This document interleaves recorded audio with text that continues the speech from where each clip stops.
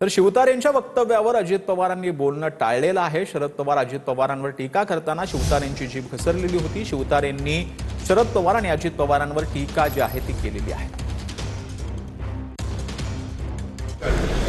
दादा विजय शिवतारे यांनी तुमच्यावर शिवराळ भाषेत टीका केली। दादा विजय शिवतारे यांनी तुमच्यावर शिवराळ भाषेत टीका केली।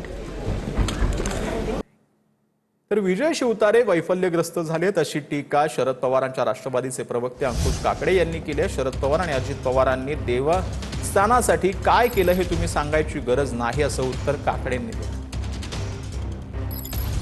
शिवतारे साहेब हे वैफल्यग्रस्त झालेले आहेत, कारण पुरंदरमध्ये होणाऱ्या जिल्हा परिषदेच्या निवडणुकीमध्ये दोन्ही राष्ट्रवादी काँग्रेस पक्ष एकत्र येऊन निवडणूक लढवित आहेत आणि त्याचा फटका शिवतारेंच्या पक्षाला होतोय आणि त्या वैफल्यग्रस्तातून त्यांनी अशा प्रकारचं वक्तव्य केलं। पवारसाहेबांनी काय केलं देवस्थानांसाठी, अजितदादांनी केलेलं देवस्थानांसाठी काय केलेलं आहे हे तुम्ही सांगण्याची काही गरज नाही, संपूर्ण महाराष्ट्र ते जाणून आहे। तर पुढच्या काळात मोदीजी 50% महिलांना आमदार करणार असल्याचं गुलाबराव पाटील यांनी म्हटलंय। माझ्या मतदारसंघात महिलांचं राज्य, त्यामुळे घाबरून राहावं लागतं, गुलाबराव पाटील यांनी वक्तव्य केलं। गुलाबराव पाटलांनी मिश्किल वक्तव्यानं एकच हादसा दिला। ही तर आमच्या गावाकडेच होती ग्रामसेविका ताई आमच्या एक लग्नाला, आता पाहिलं तर ती इथे आलेली आहे आणि ती आहे ताईचे तुमच्या आसुद्याचीच आहे, त्यामुळे माहेर आहे सुद्याच ना, आसुद्याचं माहेर आहे, त्यामुळे सगळंच महिला राज्य आहे, त्यामुळे आम्हाला घाबरून राहावं लागतं। आणखी मोदीजी पुढे 50% महिला आमदार करणार आहे म्हणजे माझं तिथेच तिकीट कटलं तर विषय संपला। तर कल्याणमधील ठाकरेंच्या शिवसेनेचे नगरसेवक बेपत्ता प्रकरणामध्ये नवीन अपडेट समोर आलेली आहे। नगरसेवक मधुर म्हात्रेंच्या वडिलांनी पोलिसांमध्ये तक्रार दाखल केली आहे। आमचा मुलगा मधुर म्हात्रे आमच्या संपर्कात आहे तरीही बदनामी सुरू असल्याचं बोललं जातंय।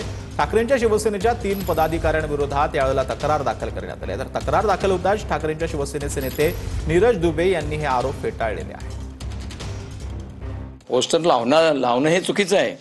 पोस्टर अशा प्रकारे पोस्टर लावणं म्हणजे ती जबरदस्ती झाली, एखादा नाव बदनाम करणे ही त्याच्यावरती जबरदस्ती लादली जाते। तर तो देवदर्शनाला गेला आहे, तो त्या आता 1-2 दिवसात येईल तो घरी ना, मग आपण बोलू ना त्याच्याशी काय ते तुमचं काय आहे ते आमच्या समोर मांडा ना। तुम्ही कोणती गोष्ट तुम्ही तुमच्या पद्धतीने करता हे चुकीचं आहे, फक्त बदनामी करू नका। तो त्याच्या कामाच्या जोरावर त्याच्या याच्या जोरावर तो निवडून आलेला आहे, तो 6 वर्षामध्ये विभागात आहे आणि जनता त्याच्या पाठीशी आहे म्हणून त्याला निवडून दिले जनतेने, आणि तुम्ही असं त्याला बदनाम करीत बसाल तर तसं नको व्हायला, माझं म्हणणं आहे। पण कधी येणार आहे, नेमकी काय भूमिका आहे त्याची ते कळेल ना आपल्याला लवकर। मला काय त्याबद्दल सांगितलं? हो 2-4 दिवस जातीलच ना अजून। आम्ही त्यांच्या वडिलांची त्यांच्या घरी जाऊन आम्ही वारंवार संपर्क केलेला आहे। त्यावेळेस त्यांनी असं सांगितलं होतं की तो आमच्या देखील संपर्कात नाहीये, आमच्याशी ज्यावेळेस तो संपर्कात येईल त्यावेळेस आम्ही त्या ठिकाणी तुमच्यापर्यंत आणू। मला या दोन्ही नगरसेवकांची काळी जी आहे ते आमच्या पक्षाच्या चिन्हावर निवडून आलेले आहेत।